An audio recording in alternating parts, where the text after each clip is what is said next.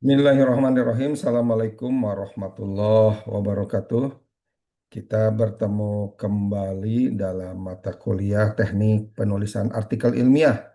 Kali ini kita masuk dalam pembahasan bagaimana hasil penelitian itu dibahas dalam artikel ilmiah, terutama dengan konsentrasi manajemen sumber daya manusia. Kita akan lihat bagaimana pembelajaran kali ini diorientasikan untuk meningkatkan kemampuan mahasiswa dalam memahami esensi dari artikel kimia ini dengan menjelaskan betapa pentingnya bagian hasil dan pembahasan sebagai inti karya ilmiah. Selanjutnya juga menyusun secara sistematis data secara logis menggunakan tabel, grafik, dan berbagai diagram standar. Juga jangan lupa dengan pembelajaran kali ini akan muncul analisis kritis ya yang mengintegrasikan antara temuan dengan teori serta literatur dari manajemen sumber daya manusia terdahulu.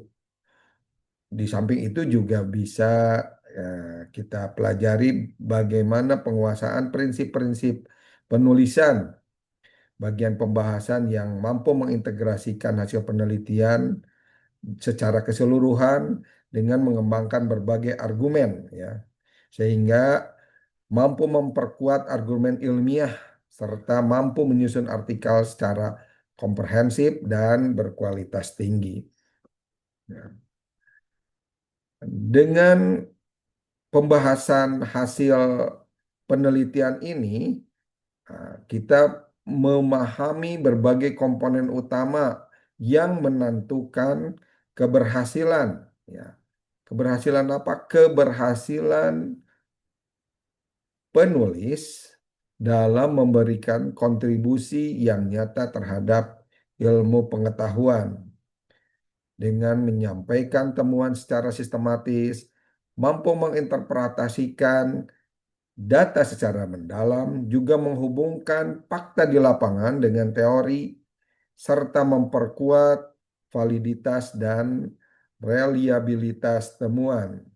Sehingga dalam proses penulisan ini penting juga diperhatikan bagaimana kita bisa menghindari kesalahan umum seperti penyajian data yang tidak lengkap, interpretasi yang tidak objektif, atau juga pengabaian terhadap literatur yang relevan dengan pembahasan. Nah, berbicara tentang prinsip objektivitas, ya, prinsip objektivitas dalam penyusunan bagian hasil ini, tentunya kita harus memiliki fokus, ya. Fokus terhadap apa? Terhadap penyajian data tanpa menyertakan interpretasi awal. Ini menurut Creswell bahwa bagian hasil harus fokus pada penyajian data secara objektif tanpa adanya interpretasi awal. Untuk apa? Agar data yang disajikan benar-benar mencerminkan hasil dari proses penelitian itu sendiri.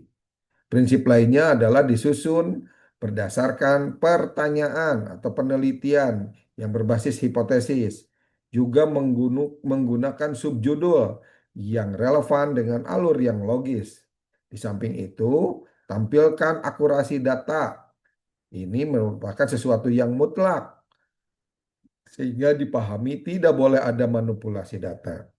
Selanjutnya, penyajian yang lengkap yang tentunya menunjukkan variabel mandiri dan variabel gabungan. Sehingga secara umum penyusunan bagian hasil ini harus mengikuti prinsip-prinsip kejujuran dan transparansi. Penulis harus menyajikan data apa adanya tanpa manipulasi atau interpretasi yang berlebihan. Selanjutnya kita lihat penyajian data visual. Nah, baik berupa tabel informatif, juga diagram atau grafik, serta software statistik. Tabel informatif biasanya menyajikan secara sistematis dengan nomor urut yang jelas, judul pun juga jelas, dan satuan pengukuran yang tepat. Dalam hal grafik dan diagram, kita bisa melihat adanya tren, adanya kecenderungan, dan berbagai distribusi serta hubungan antar variabel dalam konteks MSDN secara cepat dan tepat. Nah, di sisi lain, apa namanya, penggunaan software statistik ini juga bisa menggunakan SPSS, Excel, atau juga untuk menampilkan tampilan visual lainnya dengan aplikasi yang relevan, yang bisa ditampilkan secara profesional dan akurat. Ya, ini tentunya sangat membantu dalam pembuatan tabel dan grafik yang akurat dan profesional. Software ini juga memungkinkan penulis untuk melakukan analisis statistik dan menampilkan hasilnya secara visual dengan cepat dan efisien. Seperti hasil analisis regresi dapat ditampilkan atau disajikan dengan tabel output dari SPSS yang lengkap dengan nilai koefisien, nilai rho, nilai juga R square, sehingga pembaca dapat menilai signifikasi atau kekuatan hubungan antar variabelnya. Selanjutnya kita lihat efektivitas komunikasi data. Nah, dipahami secara perbandingan, eh, pembaca akan memahami semua yang kita tampilkan berdasarkan metode penyajiannya.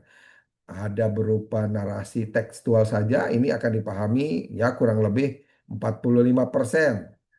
Lalu juga dengan tampilan apa namanya, tabel standar, kurang lebih pembaca akan memahami 70%. Jika ditambah dengan tampilan grafik maupun visualisasi lainnya, tentunya tingkat pemahamannya akan meningkat sebesar 92% ya. Ini tentunya akan meningkatkan pemahaman dari pembaca. Ya. Selanjutnya, bagaimana teknik penyajian yang objektif ya?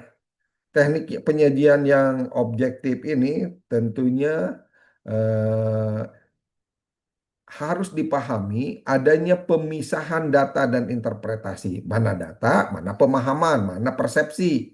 Sajikan fakta terlebih dahulu sebelum memberikan berbagai makna atau kesimpulan, ya, sehingga bisa menghindari bahasa emosional. Lalu juga bisa juga dengan menggunakan kalimat yang lebih netral dan faktual, ya, serta melaporkan semua data termasuk yang tidak mendukung hipotesis. Dan pada akhirnya harus ada transparansi statistik, berapa nilai P atau rho, berapa nilai T, T value, berapa nilai R square ya. Nah, dari tampilan ini secara umum teknik penyajian hasil yang objektif akan menuntut penulis bersikap jujur, transparan, dan adil dalam melaporkan data. Dengan menerapkan prinsip-prinsip ini, hasil penelitian akan memiliki kredibilitas yang tinggi dan tentunya mampu menjadi dasar yang kuat untuk analisis interpretasi selanjutnya. Dalam hal prinsip penulisan pembahasan, tentunya ada berbagai bagian yang berfungsi sebagai jembatan kritis antara titik hasil penelitian dengan kerangka teori yang di dalamnya ada analisis kritis terhadap pola dan tren data, lalu juga bagaimana konektivitas atau kaitan dengan literatur, dengan studi terdahulu, dengan penelitian terdahulu, dan tentunya melahirkan komparasi temuan, apa kesamaannya, apa juga perbedaannya, sehingga dari sini lahirlah implikasi manajemen berupa saran-saran praktis agar kesemuanya ini melahirkan pembahasan yang jujur, kritis, dan sistematis serta relevan dengan tentunya mengikuti prinsip-prinsip yang mampu memperkuat kualitas artikel dalam memberikan kontribusi ilmiah terutama terhadap bidang manajemen sumber daya manusia. Hal lain yang harus diperhatikan adalah integrasi antara hasil dan teori. Perhatikan bagaimana identifikasi ya ini sesuai dengan temuan di lapangan ya, misalkan dengan menggunakan teori-teori yang ditampilkan sesuai dengan kebutuhan judul yang ada. Lalu juga integrasi hasil dan teori ini berkaitan dengan kemampuan analisis kritis. Apakah hasil mendukung atau menentang teori? Ya, jelaskan mekanisme penyebabnya. Dan yang terakhir, bagaimana kontribusinya? Tunjukkan bagaimana penelitian ini dapat memperkaya wawasan SDM yang sudah ada sehingga dipahami bahwa integrasi ini bukan hanya sekedar mengutip atau mensitasi tetapi juga ada dialektika antara fakta dan konsep sehingga secara keseluruhan integrasi hasil dan teori dan juga literatur terdahulu atau penelitian terdahulu tidak hanya memperkuat validitas temuan, tetapi juga menunjukkan kontribusi penelitian terhadap pengembangan ilmu pengetahuan dan praktek di bidang MSDM. Dengan demikian, bagian ini menjadi salah satu indikator ya, utama kualitas artikel ilmiah. Selanjutnya, kekuatan argumen ilmiah ini ditentukan oleh logika dan konsistensi yang di dalamnya ada argumen yang harus mengalir dari mulai data statistik menuju interpretasi yang dapat meyakinkan apa yang menjadi hasil penelitian. Di samping itu juga pastikan tentang validitas dengan menggunakan kutipan literatur terbaru. Tentunya hal ini untuk memperkuat klaim hasil penelitian Anda yang pada akhirnya secara keseluruhan penyusunan argumen ilmiah yang kuat dan logis merupakan kunci utama dalam menghasilkan artikel ilmiah yang berkualitas. Argumen yang didukung oleh data dan teori yang tentunya tepat akan meningkatkan kepercayaan pembaca dan memperkuat posisi penelitian dalam kerangka ilmiah yang lebih luas. Dipahami bahwa kunci keberhasilan sebuah artikel ilmiah adalah pada penguatan integritas dan kejujuran. Ya. Menurut Resnick, etika penelitian menuntut transparansi penuh dalam pelaporan data. Hindari manipulasi data, sampaikan juga keterbatasan dari penelitian atau batasan-batasan dari penelitian, dan pastikan citasi yang akurat dan kredibel. Sehingga secara umum penyusunan bagian hasil dan pembahasan mengikuti prinsip kejujuran, objektivitas, sistematis, sehingga mampu melahirkan artikel ilmiah yang berkualitas dan kredibel. Demikian pembahasan kali ini tentang hasil penelitian dan eh, apa namanya pembahasan dari penelitian itu sendiri. Mudah-mudahan bermanfaat. Sampai jumpa pada pertemuan perkuliahan selanjutnya. Assalamualaikum warahmatullahi wabarakatuh.